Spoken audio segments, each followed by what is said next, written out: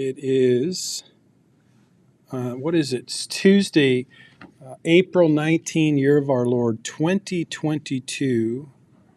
And I am trying to figure out, as I always am at this point in the day, how to make Zoom work. Zoom. So we're live. There we go. I've got Zoom up. Now I'm going to admit some folks in Zoom, in the Zoom room. Hey there, everybody. Welcome in the Zoom room. Can we do a sound test? Can you tell me if you can hear me? I see it.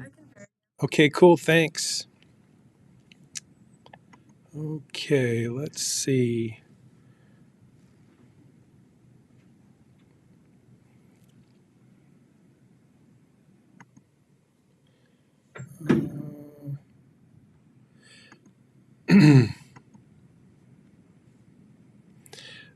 Someone has been in my Zoom. They've rearranged the look, and now I have to figure out how to put it back the way I want it. Let me admit everyone. We're going to talk about tax-advantaged investing today. So let me get everybody entered, and then we'll get ready to begin. View.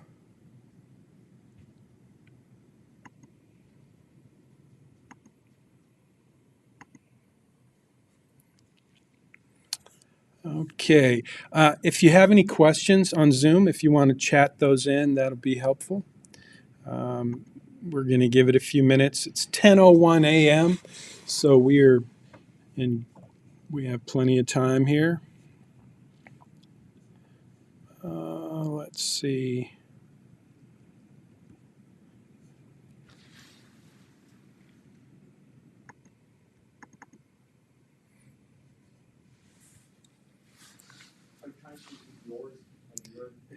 Yeah. I think if you right click on your box, there's three dots like where your thing is. Right there? Yeah, it should say like hide non-video participants. Hide. Hide. I see hide self view. What pin? You're right, though. That's what I'm trying to do. I'm trying to get my Zoom to show my screen and not everyone, all the participants. Would you hit more on the bottom? Hit more on the bottom. You can like pin your video, but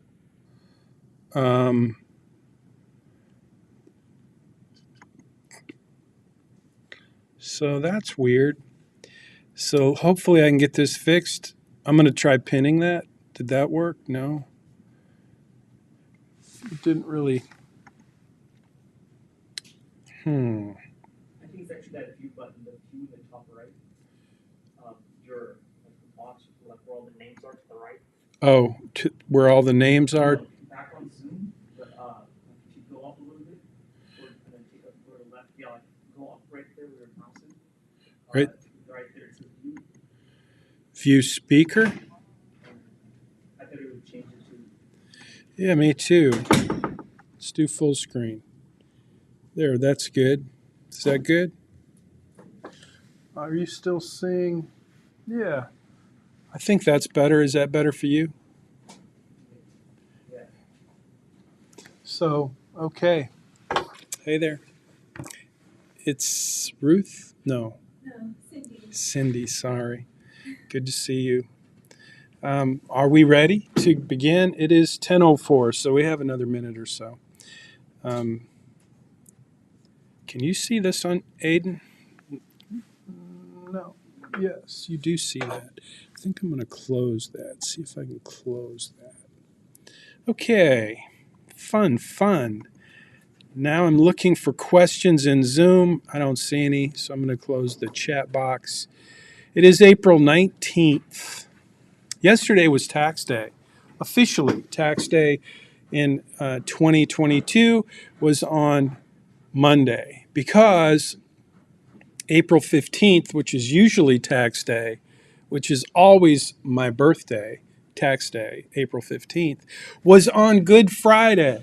So we didn't have tax day on Friday because it was Good Friday, so it was moved forward to Monday, which means yesterday was actually tax day, which is probably the busiest day of the year for people in my business.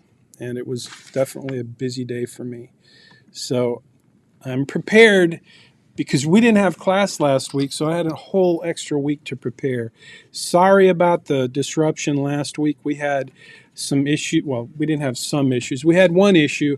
I posted the wrong due date for the assignment in Blackboard. It didn't sync up with the syllabus. So I had a few students comment that they were out of sync and they weren't going to be able to get it in time. So I felt like I owed it to them to say, okay, we'll give you another week. The problem with that is this week's lecture and this week's assignment really, I didn't want to spread those out. So I couldn't make another assignment. I didn't feel good about that. So we just took a week off. So now we're back. We have this week, we're going to talk about tax advantaged investing. We're going to talk about tax allocation, and I'm going to show you how you're going to update your plan to reflect some tax advantaged investment accounts. Today we're going to talk about types of accounts, and we are really close to the end of the semester. So we have the capstone assignment coming up. I've had some students reach out to me to ask for some additional help on the capstone assignment, and one student asked, and I don't see the question, let me admit some more students. One student asked, and I forgot the student's name, sorry, but if you are that student, now would be a good time to speak up. He asked, I think it was he, I'm pretty sure it was email, but the question was, can we have a workshop, a capstone workshop? And so I like that idea. I think I want to do that, but I wanted to have a little conversation with you all about what that would look like, how we would do that, how we would make that capstone workshop an effective tool for you to, my priority is to help you learn more about financial planning and how you can really apply to your own life the principles and the process that we've been working on all semester. That's my goal. But I know your goal is to get an A in the course, and since the capstone assignment is worth 200 points, obviously if we have a workshop, capstone workshop, that would need to be focused on how can I help you get as many points as possible and have as few deductions as possible on your 200-point capstone assignment. So I think that makes sense to consider doing a capstone workshop as opposed to another lecture in this course. So that's what I'm throwing out there based on one question from a student. I liked it. I think it's a good idea. I think I might want to do it every semester. I try to do something like that every semester as we get ready for the final assignment, which is the capstone. But today, before I get into today's lesson, I thought it'd be a good opportunity for me to shut up and listen and hear what you have to say about this whole idea of a capstone workshop with those two goals in mind, my goal and your goal, which are always a little different. Maybe. Some of you share my goal. And those of you who share my goal, you just want to learn about personal finance and financial planning. You've done a great job. You're already probably really close to earning an A. But some of you are struggling just a smidge on a few things. And so the workshop would basically be one stone that kills two birds with one stone. So who wants to speak up here in front of me with a comment? Yes, Aiden, thank you. I was hoping. Are you suggesting the workshop would replace the next lecture? Or Yeah. a lecture? No, the next lecture. Yep. That's what I'm thinking, but I'm open to. So what I could do, is actually planned, is to come here next week, sit in the classroom twice, the 10 o'clock and the 11:30, and do basically kind of a preview and some highlights and a review of the course, which is really what the capstone is. It's like a review of the whole course, but the workshop and if I do it before you do the capstone, it would be also a preview, like another opportunity for you to look at all, make sure you have all the boxes checked in your planning portal to make sure that when you snap together and put it all together for your capstone assignment, you know you've got all the boxes checked and the data cards are correct and your plan looks decent and you're not subject to any big deductions. So does that answer your question, Aiden? Yeah, I think it's a really good idea because there's a couple little details in the Bayrock portal that I missed, and I just want to make sure that every tab is filled in. Yeah. Cool. So Aiden said there were a couple little details in the Bayrock plan that he missed, and he wants to make sure that he gets those completed before he puts together his capstone assignment. I think that's a great idea. And based on that comment, here's what I think I need from you in order for me to commit to deliver a capstone workshop that will achieve your objective and my objective. And again, those objectives are very simple. Mine is I want to help you have an overview of what is a financial plan, how do you build one, and how do you actually create one and have one. That's what the capstone is for me. It's like, okay, if you get this, then you walk away from this course with a good understanding of all of the basic pieces of a financial plan. And so I'll be doing a review of that in this workshop. But number two is what Aiden said and what I know you really want, which is an opportunity to make sure you're not missing anything. So in order for me to say I can do this and I can deliver both of those objectives, I need Aiden to send me an email to say, here are a couple details that I'm missing, that I'm just not sure about, and then I will put those throughout the week. I will grab those emails that you send me. I'm not just Aiden, but I need to know that you guys want this workshop enough to say, here's what I'm missing. Now, I could put you on the spot now, or I could say, next week we'll do the workshop, have your questions ready. I could do that. That's one way we could do it. But I prefer being able to work on this kind of, in advance, which means I need your help. I need you to send me your questions, the areas that you're already aware of that you're not sure about. So I will take all of those and I will put them together so that everybody benefits from everybody's questions. But you got to send me questions. Does that make sense? So now my question is, does that sound like a capstone workshop that you would want to participate in? Meaning, will you send me your questions so that I can make it better? And I'm looking now at the chat box to see who's, I really like that idea. I think it would help. Thank you, Fanisa. Good idea, Emily says. Kevin Tovar says he got here at 10:03 a.m. So Kevin, welcome. Any other? Yeah, I just see yeah. Okay, thanks, Vanessa. Okay, so so far the comments are overwhelmingly sparse. There aren't that many of them. So what about you guys? What do you think, Cindy? I think it's a good idea, but what lecture would you be replacing? Yeah, there's no lecture that's being replaced. Okay. The end of the semester is all about the capstone. It's all about reviewing what we've learned and trying to help you solidify the basic principles of financial planning and the process that we've learned along the way. So there's really, I'm not eliminating any content. That's a great question, Cindy. So that's the answer, is that I'm not really eliminating anything. I'm just using a different format to try to complete the lecture that I would normally do. And we'd just turn it into a workshop, kind of a final workshop. You have 2 weeks to do the capstone assignment. So doesn't mean, I'll still be available if you have questions as you're doing your capstone. And maybe we do another workshop after the assignment goes live. But yeah.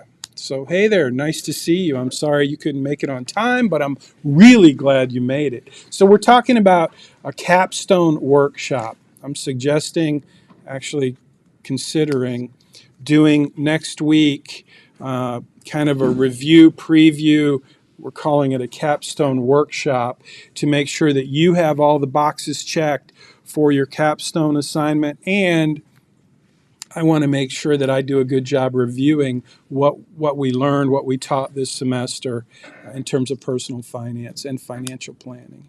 So that's what we're talking about. If you have any comments, suggestions, feel free to speak up before we jump into today's lecture. Thank you, Diana. I appreciate that. So here's what I'm going to do. I'm going to have the same conversation with my 11:30 class, and I'm going to assume that I'm a good enough salesperson. At this point, I'm committed to do the workshop. So now I have to sell you guys on the way we're going to do it. Number one, I need you to send me your questions, any details that you're aware of in your own financial plan that you're not really 100% confident about. Just send that question to me, and I'll make sure that I make that part of the Capstone Workshop review.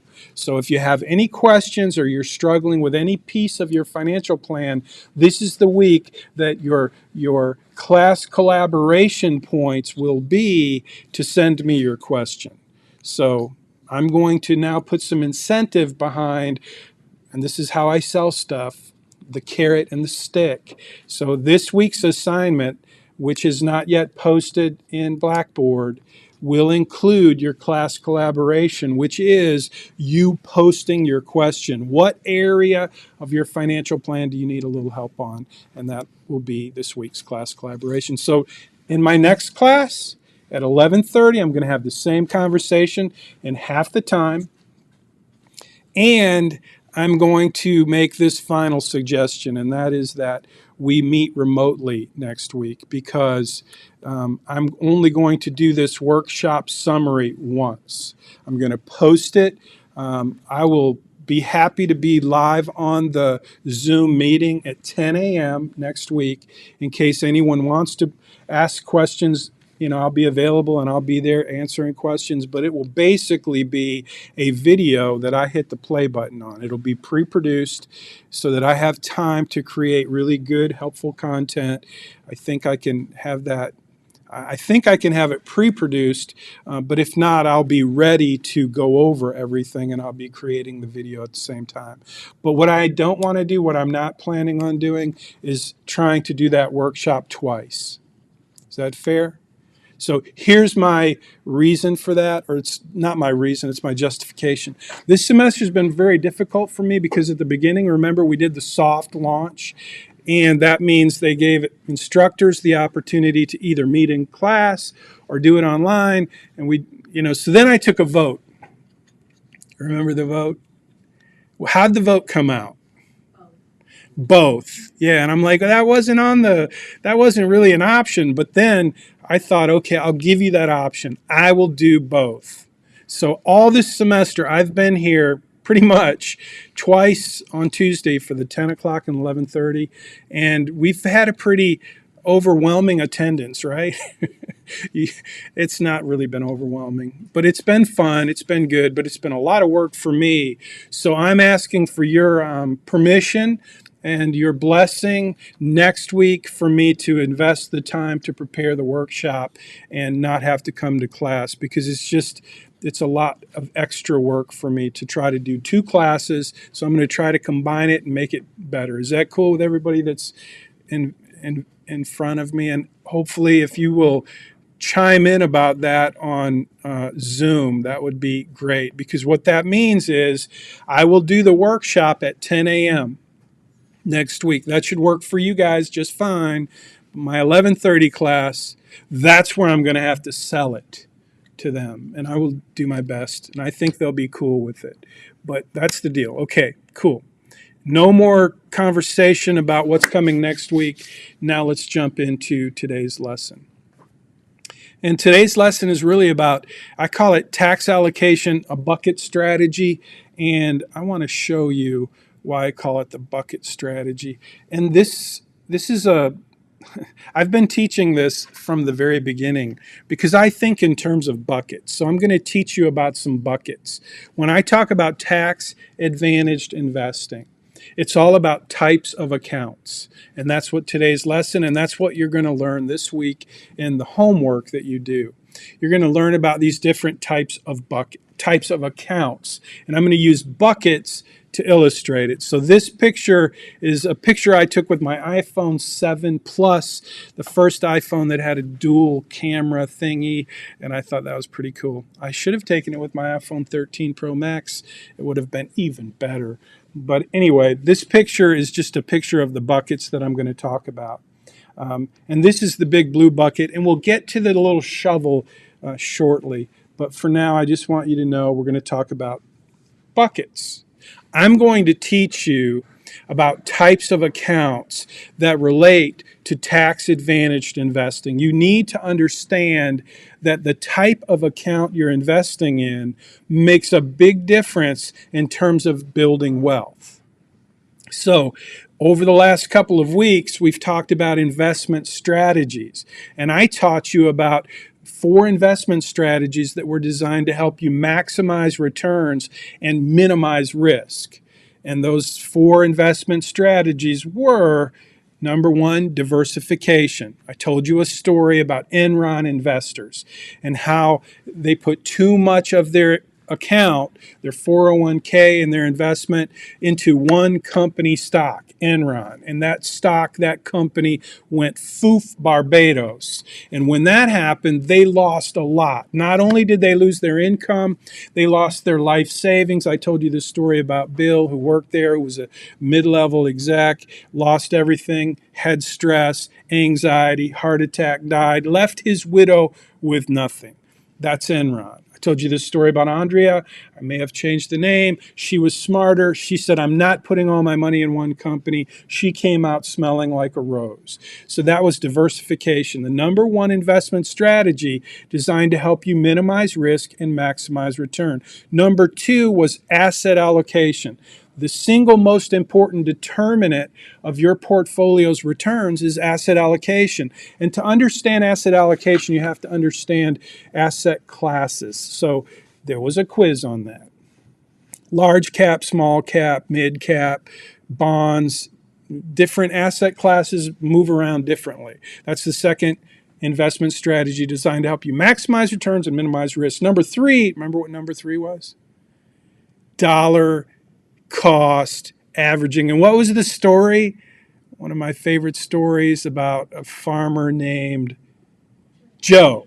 Remember the farmer named Joe? He started buying cows, and the price of cows dropped, and then went up, and he bought 19 cows. He sold them all, made a lot of money, and that was dollar cost averaging. In my opinion, dollar cost averaging is the most powerful investment strategy for younger people, hands down. If you learn that, if you just understand that strategy and naturally put it into place in your 401k, which is what you're automatically doing when you set up that perfect investment. Do you remember the perfect investment?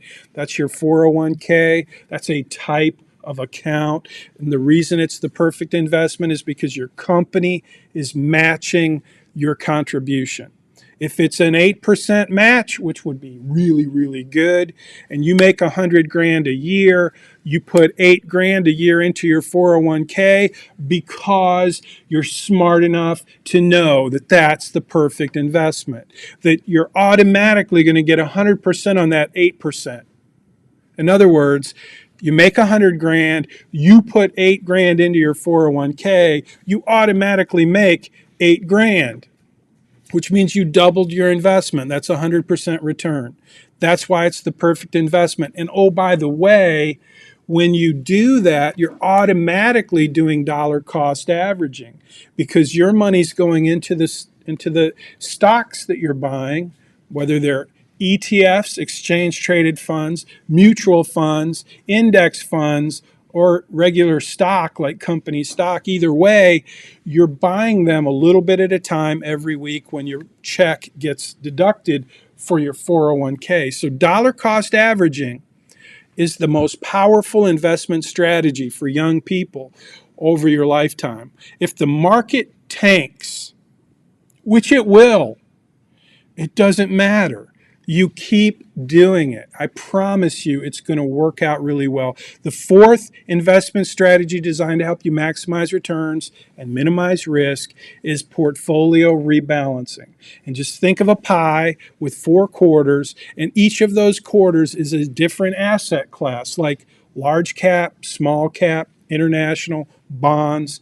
Well, trust me, those asset classes are going to go up and down over time. And when you rebalance that portfolio, it's like using dollar cost averaging because you're buying stuff at a discount and you're selling stuff that's grown. Remember Farmer Joe's cows. So those are the 4 investment strategies, along with the perfect investment that you should already have in your mind. So today, as we move forward into tax buckets or tax allocation or tax advantaged investing, I just want you to understand that if you apply those strategies in the types of accounts you're going to learn about this week, you're going to be even further ahead because you're not going to have to pay tax on your gains.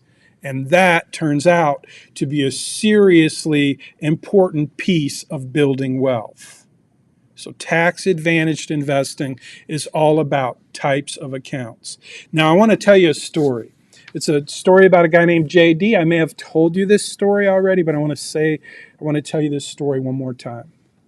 So remember, I was a State Farm agent. I was the first certified financial planner in the Houston area who could charge money for advice, for financial planning advice.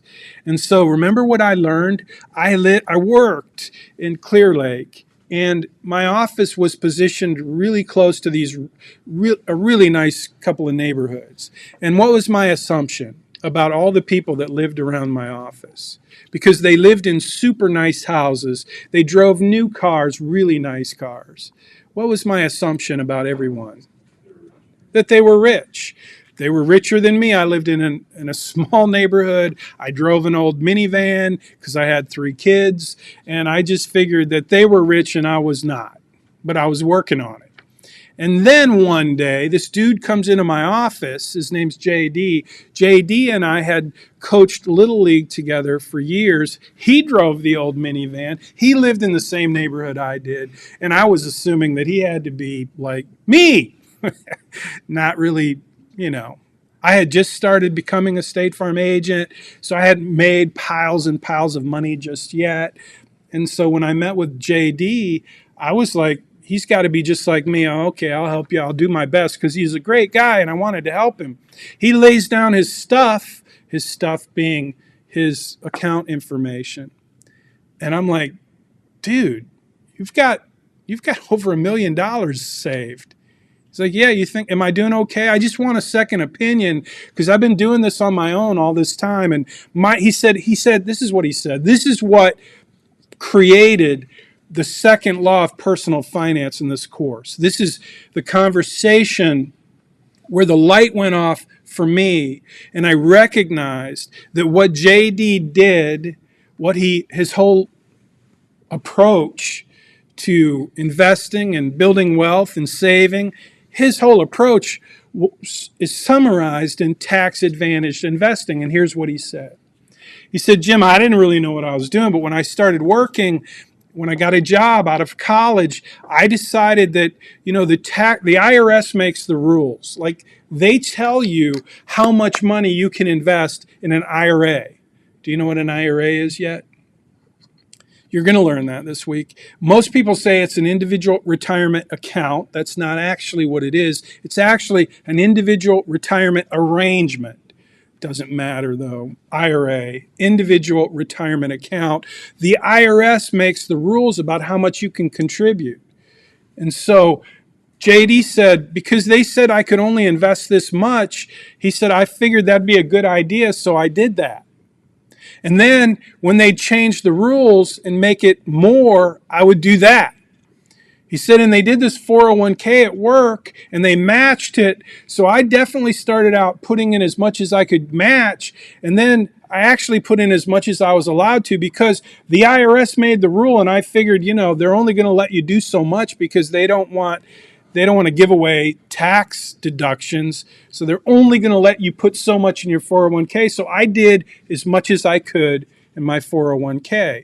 And my wife, he said, she doesn't work. She's never worked. She's always taking care of the kids. And so the IRS makes the rule that because she doesn't earn income, she can use my earned income and we can put money in her IRA. And then in 1998, they came out with this thing called a Roth IRA. He said, Jim, it's tax-free. It's the only tax-free investment ever. They came out with that in 1998, and I think it was $5,000 you could put in. And he said, and since my wife could put in $5,000 because of my earned income's important. It's a question on the quiz. So he said, because my wife could contribute to her Roth IRA tax-free, we started doing that instead of the tax-deductible IRA because I was getting a big deduction by doing my 401k at work and getting that match. So that's my plan, Jim. But like I said, I've been doing it on my own. I don't really know if it's working great or if there's something I'm missing or if there's something I should be doing. I'm like, dude, you're doing awesome. I'm going to start doing what you're doing. Because that's like the most simple, straightforward, rock and roll wealth building plan you could ever articulate. The JD plan. I mean, it was awesome.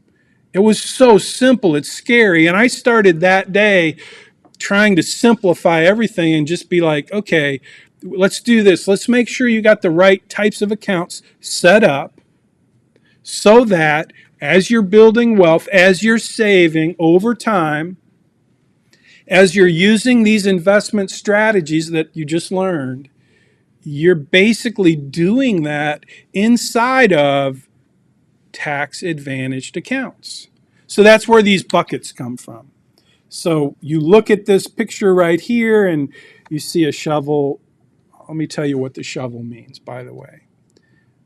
Does anybody want to take a guess at what the shovel is? It's very important in the wealth building machinery. Nobody? Shovel?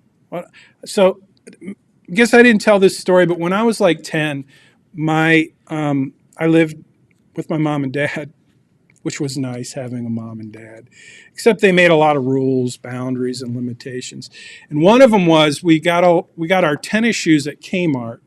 I don't even know if Kmart exists anymore anywhere, but they had these Converse tennis shoes. They were canvas. Anybody know what a Converse tennis shoe is? Do you know what a canvas Converse tennis shoe is? Well, back in the day, they were very cheap. You could get them for $4 at Kmart. And so with 4 kids in the family, one was a girl, so she really didn't get the tennis shoes. We got to choose, though, if we wanted black or white. I always chose white because we could wash them and they didn't smell as bad. Anyway, that was life back in the day. So we had these Converse canvas tennis shoes. And then this dude came out named Julius Irving. They called him Dr. Dunk. And he endorsed these leather Converse tennis shoes. I think it was the first pair of leather tennis shoes ever. And I'm like, I want those. The problem was they cost $10 at Kmart. Not 4, but 10. Begging my mom for the Converse that are leather, the high tops. She's like, you got to ask your dad. I'm not doing, you got to ask your dad. She knew Dad would be like, don't bother me with that. Like Dad was you didn't go ask Dad stupid questions like that, right? But anyway, I went to ask my dad. My dad was like, I'll make you a deal, Jim. He said, you want the $10 Converse? I can't afford to do that for all 3 of you guys, and I want to be fair. So he said, you see that snow shovel right there? It was winter time, and it had just snowed a lot. It was Saturday. And he said, I'll let you borrow my snow shovel. You go knock on doors. I was a big 10-year-old, okay? He said, go to the neighbors, knock on their door, and ask them if they want you to shovel the snow off their driveway. And then ask them what they'll pay you to do that. And if you come up with enough money, you pay the difference. That means you need to earn $6. And then you can have your leather tennis shoes. Rock on! I took the shovel. I came back later that day, almost dark, exhausted, with a wad of money in my pocket. From that moment on, I was an entrepreneur. I knew how to make money. The shovel represents whatever it is out there in the world that needs to be done, the work that needs to be done, that you are equipped to do. Now, I was a 10-year-old kid with a lot of weight behind me for a 10-year-old, and I was strong enough and smart enough to know how to shovel snow. And I wasn't afraid to knock on the door and hope that I'd win the lottery and that you would pay me $10 for your big driveway. And people kept saying yes. So much that I had to get some help. I had to get some friends who would bring their shovel and help me. And I'd go knock on the next door. And then once I sold that job, I'd go back and help them finish the other job. I'm telling you, from that moment on in my life, I always had money. When my parents needed to borrow money, they would borrow money from me, literally. Not a lot of money, but like money for bread or whatever. If my mom didn't have enough money, she would say, "Can I borrow some?" I always had cash. So that's what the shovel is. And so I want you to think about that, because earned income is key in these.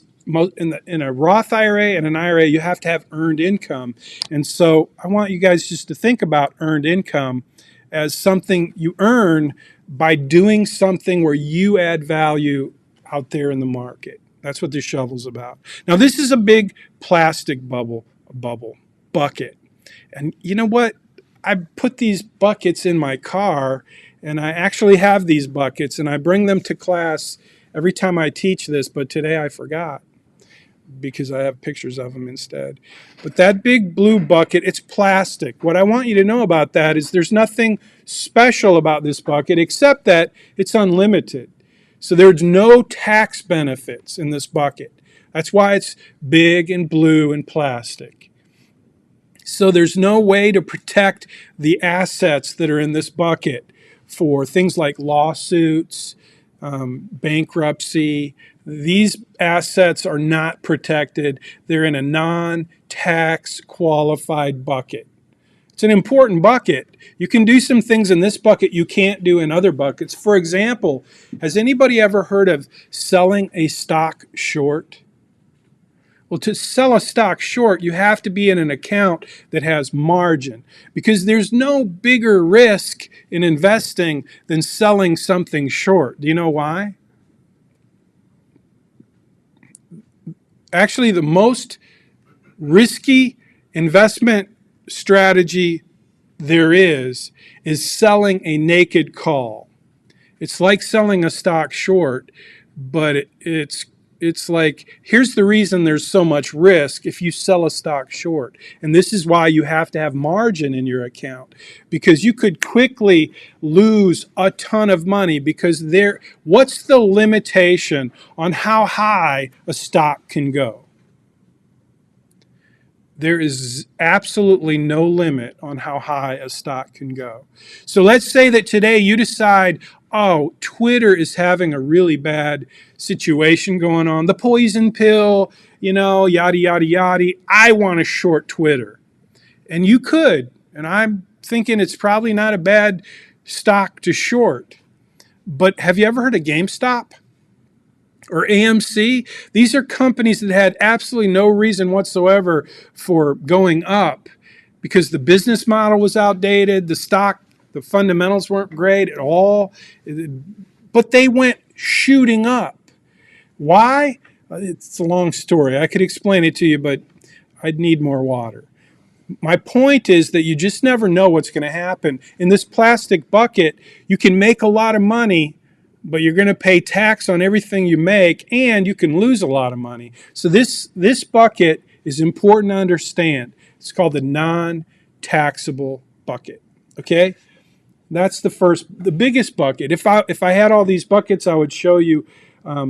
They would be inside of, like, the big brown bucket I'm about to talk about now would be inside of the plastic bucket. So yes, sir, Aiden has a question. The blue one is the Roth IRA. No, the blue one is no IRA. It's non-tax qualified. There's nothing about it that gives you any tax benefit at all. The big blue bucket is just the bucket that you can put as much into it as you want. There are no rules, no boundaries, no limitations in terms of what you can put in that bucket. It's all your assets.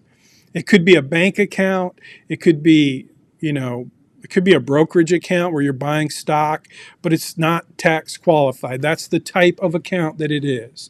It's not tax qualified. And it could be a bank account. It could be a brokerage account. It's just not tax qualified. Okay, that's the first type of account you need to understand, because that type of account is then distinguished against all of the other types of accounts that are somehow tax advantaged, which we're going to talk about next. So, Aiden, what do you think the big brown bucket might be? No, he doesn't know. Anybody have a thought? Okay, so let me just tell you, the big brown bucket is the 401k. Now, when I say 401k, remember JD's story? He worked for a company, and that company had a retirement program, and most companies that are for profit have a 401k plan. But if you work for the government, it's a different type of plan. I think it's a 457 plan. If you're a teacher or you work for a nonprofit, they don't have a 401k. They have something similar like a 403b, and these numbers are nothing more than a paragraph header in the IRS code, which is like 1 billion pages long. So the IRS code is what determines the rules, boundaries, and limitations for every type of account. So again, the 401k is the most common, but if you're a government worker, it's a different number, because it's a different paragraph with a few different variations. If you're a teacher, a nonprofit, it's a 403b, but it's the same thing. The big brown bucket represents the company retirement plan, okay? And the 401k, the perfect investment, that's what this brown bucket represents. The reason it's big, it's not as big as the blue bucket, because the blue bucket can just be huge. It can be but this one's limited. So it's big because the 401k, like JD taught me, is the tax advantaged type of account that you can put the most money in. So it's a big brown bucket. Make sense? Let's see what's next. So then after the big brown bucket, we have what I call the IRA. It's just an IRA, a traditional IRA. So I'm going to pause and see if anybody has any questions so far. We've talked about the non-tax qualified bucket. We've talked about the 401k bucket, the one you get at work that you contribute to, and that you get in the 401k, the case of the 401k, the perfect investment, you get a company match. And now I'm introducing you to the next bucket, which is called the IRA, the traditional IRA, individual retirement account, or technically individual retirement arrangement. So any questions so far? Let me see if I'm going to go into the chat, and I don't see any questions, but I'm looking. If you have a question and you're in Zoom, now's a good time to post it. I'm not seeing any questions. Any questions here in the classroom filled with hundreds of very vibrant faces, except Ashley. She looks like she maybe needs a nap. Don't you, Ashley? I know it's not riveting stuff, but it's good to see you. I love your smile. Okay, no questions. Let me ask a question. My question is, if I work for a company and I'm getting this match, and then I leave that company, what happens to that 401k account? It comes with you? Is that what you said? Instead of match? Or are you saying just the account itself? Well, both. That's a great distinction. What happens to the match and what happens to the account? So those are two questions. Aiden.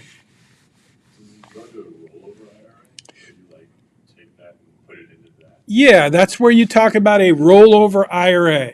And when I show you this bucket, it's not the big brown bucket, but it's the other bucket.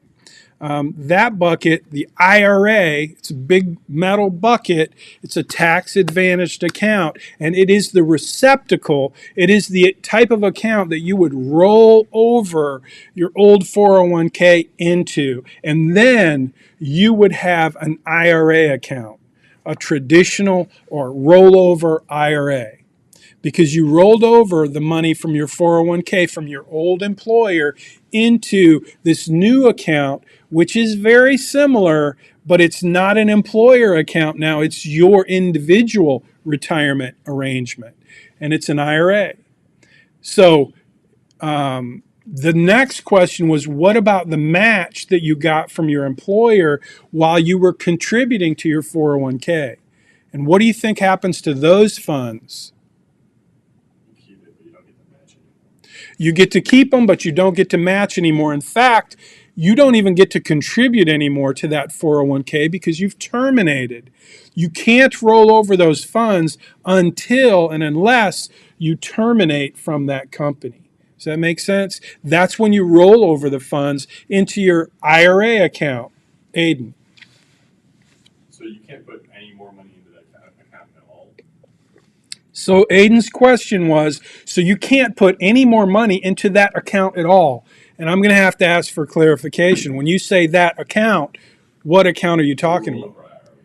The rollover IRA you can contribute to, but not the 401k because you've terminated.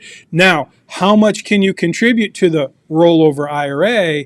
That number is in your studies this week. You need to do a little research and find out in 2022 how much can you contribute to an IRA. And there's two kinds of IRAs. Essentially, there's the traditional tax deductible IRA that you're going to learn about this week in your studies. And then there's the Roth IRA, which is the tax-free, not just tax deferred, but tax-free. So the IRA, Aiden, this account, you can put, I'll just tell you this year, I can put $7,000 if I want to in my IRA and get a tax deduction. Or I can put that same $7,000 into a Roth IRA and have no deduction, but I have tax-free growth. So I have to choose, do I think taxes are going to go up in the future? And what about my income? What about my tax situation? Are my taxes going to go up in the future? So I make a pretty good paycheck right now. So I pay taxes. So maybe I want the tax deduction now, but then when I retire and I start taking money out of my IRA, I'm going to have to pay taxes on every dollar I take out. Or alternatively, if I fund my Roth IRA and I don't get a tax deduction, then later on, when I start taking money out of my Roth IRA, I don't have to pay any tax on the growth. So if I invest my $7,000 year after year in a Roth IRA, and it grows and it does really well because I'm an aggressive investor and I make a lot of money in my Roth IRA, then when I go camping or I decide to buy a new camper, RV, out of my Roth IRA, I don't have to pay any taxes on it. As opposed to this one, this tax deductible traditional IRA, it's just like my 401k. I'm getting a tax deduction, but what happens when I take the money out? I have to pay taxes on it. You see, that's the big distinction. If you can understand that this week, the distinction between the tax deductible IRA and the tax-free Roth IRA, it'll be a big gift to you. Because at some point, you're going to have to decide, in addition to your 401k, do you want to have tax-free money growing? Or do you want it? Are you making enough money where that tax deduction is worth more to you today than tax-free income later? That's the big challenge for a financial planner. So now we've talked about the 401k and how you transition from the 401k into a rollover IRA, but we still didn't answer your question about the contributions that were matched by the employer. Aiden says you get to take those with you into your IRA, but you don't continue to get them moving forward. You don't get the match moving forward, which is true, but it only half answers the question. And I want to make sure we answer the question. Do you get to take the match with you when you roll over your money? The money that the company matched in your 401k, if you leave that employer and you go to another employer, do you get to keep the match? It's an important question. Ashley says no, and she's right. But she's only partly right because there's a what if. It depends. It depends on what? If you were the owner of the company and you're incentivating employees, you're giving them extra money to be your employee by giving them a match. That's what the match is. It's incentive. It's a benefit for an employer to give to their employees to say, come work for us. We have a better benefit package. We want you to come work with us. What does that employer not want to do after they trained you and invested in you learning the business from the inside out? What is it they don't want you to leave? They don't want you to leave and go to their competition. That's why they gave you that benefit.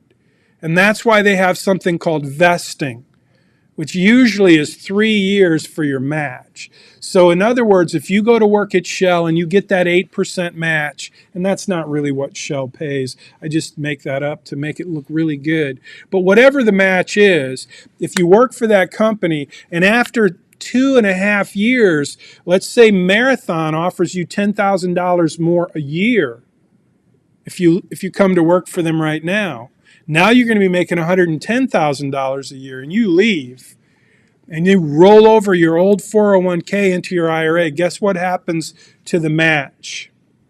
2.5 years you worked there. So for 2.5 years, you've been putting in that monthly $8,000 a year, whatever that turns out to be per month. You lose it completely. So now that $10,000 extra a year to go work for another company, and you're losing $8,000 a year for 2.5 years instantly. What if it doesn't work out at Marathon? Maybe you should wait until year 3. Maybe that opportunity won't be there. It's a decision you have to make, but you need to make that decision as an informed employee, knowing that you're not going to get to keep your match if you jump from job to job, employer to employer. That they're not going to let you keep that match. Okay? Yes, sir. So this example you just gave me for 2.5 years. So what if I went to go work at Marathon, but I still kept my job at Shell for those other 6 months? I worked both jobs and then quit after the 3 years ended. That's a great question. If you go to that other company and you work there, but you keep your old job, either you're going to get arrested or somebody's going to... I know of someone that's working 2 jobs and he's getting paid from both jobs full time, and he's making 6 figures from both jobs, but he's not getting that much work from both. Yeah. So if he stays for those 3 years. It sounds like that person is a consultant in a consulting role as an independent contractor. Typically, I'll just tell you, there's no company in the world that's going to hire you as a full-time employee to get the benefits of the 401k and let you work at another company. Now, Shell would fire you as soon as they found out you were working for another company, usually. Because if you're an employee, that's how you qualify for the 401k. I teach at the University of Houston, and I make pretty decent money doing this. But I don't get to participate in their retirement plan because I'm an adjunct. But if I was an employee of the University of Houston, I couldn't have my own company and run my own company and do other things that I can do now. Typically, that's just not allowed. But sometimes it is, and things are changing out there. But I'll just say that your question about working at 2 companies is just not a likely scenario, at least in my experience. But if you could get away with it, that'd be the thing to do, is keep that job until you get to the end of your 3-year vesting, and then leave, because you want to know that date. I had a client who he was very talented, very aggressively going up the corporate ladder, but he kept jumping from company to company to do that, and he never got to keep any of his matching. It was like 10 years into his career. I'm like, dude, look at what you've missed out on. Like, that's, anyway, so just want you to know that. Okay, any questions so far? Yes, Ashley. So if you don't get to keep the match, what rolls over into the IRA? So what rolls over into the IRA, what you always get to keep is your contribution. So remember the scenarios, you're making it $100,000 a year, they have an 8% match. So how much are you absolutely going to contribute? $8,000. And when you leave, even if you leave in 2.5 years and you are not vested, that's your money. You still get to keep that. You just don't get to keep what the company matched. So instead of $16,000 in your account each year, you only got $8,000. So that's what you get to keep. That's what you get to roll over. Good question. Any other questions? Okay, I'm going to check. It looks like I have something in. Some employers require you to stay for a certain amount of time before you can fully own your contributions and match. Esther, that's correct. And you're really correct about it. Depends on it's fully vested or not. But remember, one distinction I would make, Esther, is that you always get to keep your own contributions. There's no vesting for that. Okay, so that's just one distinction I would make in your question. Thank you for that. Okay, now let's jump into how much we're doing good on time. So what do you think the next bucket is? Hopefully I have a picture of the bucket. I'll be very sad if I don't. I'm looking for that bucket right there. It's got a shovel by it, but what do you think the little gold bucket is? It's smaller, it's gold. So we haven't really talked about the Roth IRA, but the gold bucket represents the Roth IRA. And the reason it's gold is because it's tax-free. It's the only tax-free type of account there is. And so I think of it as a little gold account. The reason it's smaller, the bucket is smaller than the IRA, is because you don't roll over your 401k into a Roth IRA. So you could, it would be nice if I could take my 401k money and just put it in a different type of bucket, but the IRS makes the rules, and that's one of the rules they just don't let you do. Now, you can do a Roth conversion. That's beyond the scope of this course, but at some point in your life, you're going to want to know about how can I convert my IRA into a Roth IRA, and what do you think has to happen if you take your IRA, your tax-deductible IRA? What do you think you would have to do if the IRS did let you convert that into a Roth IRA? Just knowing what you know about the IRS. Yeah, they'd want you to pay the taxes because they gave you a tax deduction. Now, before you can put it in that tax-free bucket, they want you to pay the taxes. And that's really what a Roth conversion is. It's, okay, let's pay the taxes, and now you can put it in that bucket. And that's a good thing. A Roth conversion can be a really powerful strategy for financial planning. And then it turns into a really good, helpful strategy for your investing, because if you did that, if you did convert your money from the tax-deferred IRA into the tax-free Roth, and then you grew a lot of your assets, grew a lot in that Roth IRA, that's money you get to spend without paying any tax. So it can be a really powerful strategy. Another thing I'm just going to mention, again, this is beyond the scope. You don't need to know this for the quiz, but it's kind of interesting to know there's a thing called a backdoor Roth IRA. And another thing called a mega backdoor Roth IRA. And here's how it works. It's for wealthy people. People that make too much money, and you're going to learn this week, that like JD taught me, the IRS makes the rules. They will only let you put so much money into a 401k. And they will only let you put so much money into a tax-deductible IRA or a Roth IRA. Excuse me. In fact, if you make too much money, you exceed the income limits for a Roth IRA, that beautiful gold bucket. If you make too much money, you can't put money in a Roth IRA. So rich people aren't allowed to do that. So then we came up with a thing called the Backdoor Roth IRA for rich people. Here's how it works. Instead of putting money in a Roth IRA, we put money into an IRA, but you don't get a tax deduction because you make too much money. But you can put a lot of money into an IRA even though you don't get the tax deduction. And then you just turn around and you move it into your Roth IRA. It's called a backdoor Roth IRA. You would think that the federal government would be too smart to let you do something that tricky. I mean, it's super, super simple. I make too much money to fund a Roth IRA, so I'm just going to take some money and put it into a regular IRA. And then I'm going to turn around and transfer that money into a Roth IRA. And now I have a super big Roth IRA.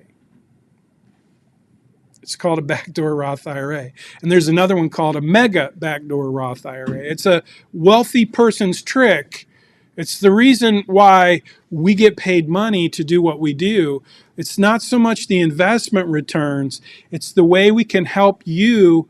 I always say, the second law of personal finance, the law of tax-advantaged investing. The IRS makes the rules. Your job, I'm going to do like Joe Biden now. Your job is to take advantage of it. Right?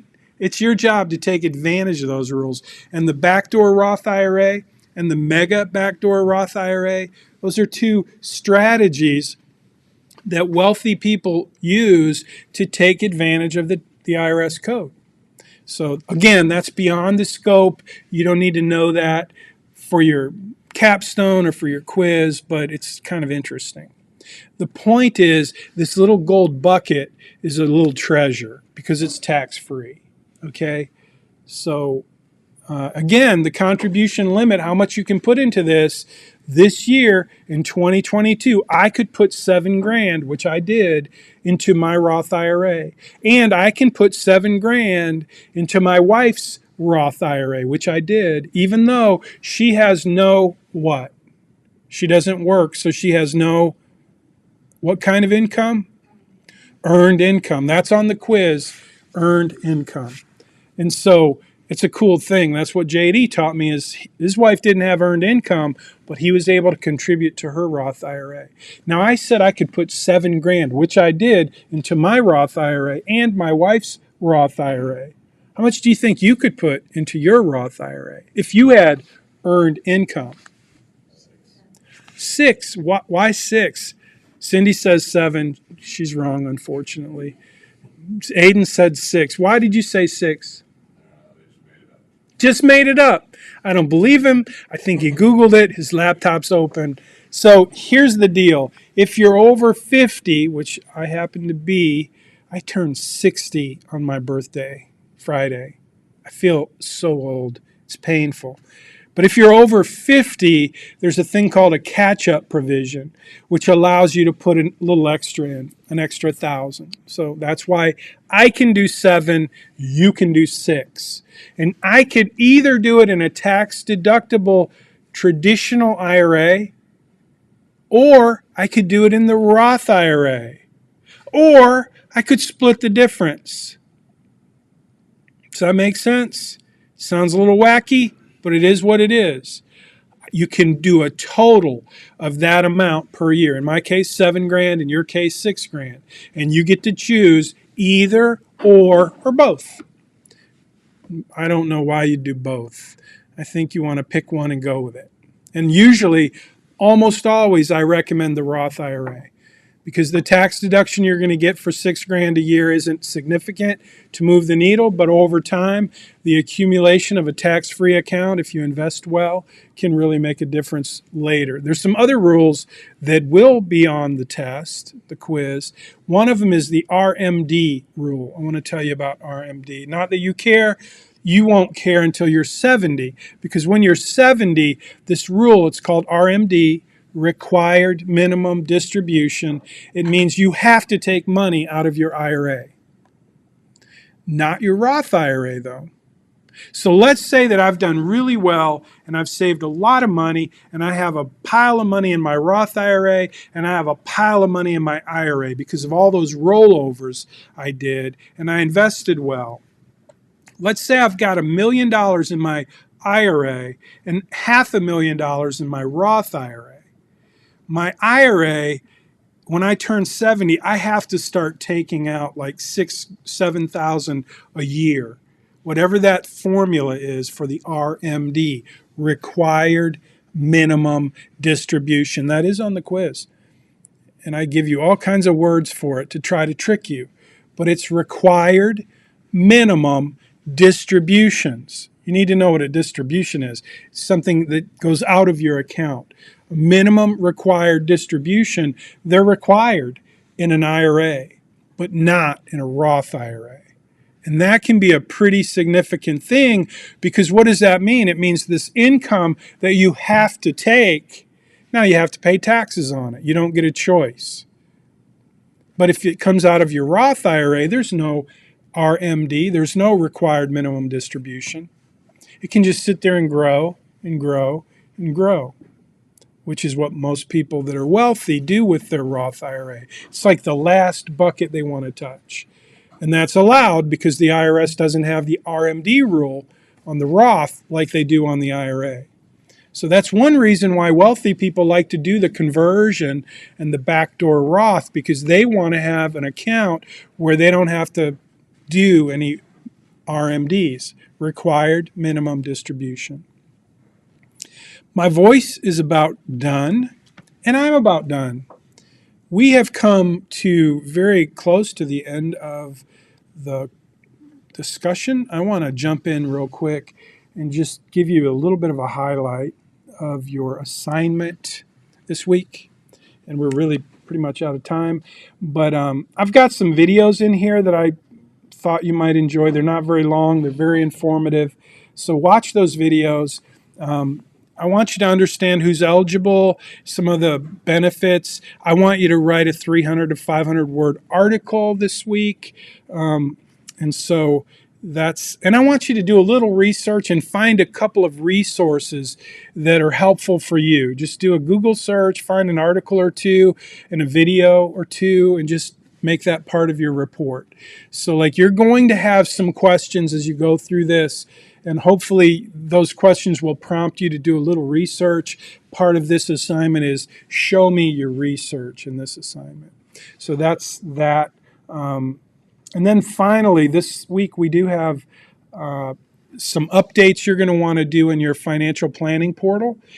You've already added your 401k, right? You've already added that account. You went to your net worth, you went to investments, you added the account, and you even funded it, right? You even put money in it.